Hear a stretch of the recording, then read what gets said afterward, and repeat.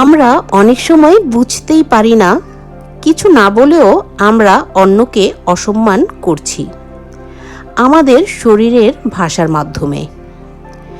কেউ মন দিয়ে কথা বলছে আর আমরা মোবাইলে ব্যস্ত। এটা শুধু অভ্যাস না, এটা তার গুরুত্ব কমিয়ে দেয়।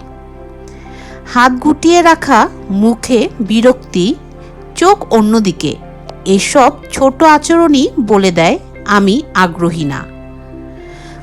চোখ উল্টানো, ব্যঙ্গাত্মক হাসি, এগুলো শব্দ ছাড়া আঘাত দেয়। কিন্তু ভালো বডি ল্যাঙ্গুয়েজ খুব কঠিন কিছু না। চোখে চোখ রেখে কথা বলা, এটা সম্মান দেখায়। কেউ কথা বললে মন দিয়ে শোনা, এটা তাকে গুরুত্বপূর্ণ মনে করায়। একটু হাসি, একটু ধৈর্য, এই ছোট জিনিসগুলোই বড় প্রভাব ফেলে। আমরা যদি নিজের আচরণে একটু সচেতন হই, তাহলেই সম্পর্কগুলো আরও সুন্দর হয়ে উঠবে।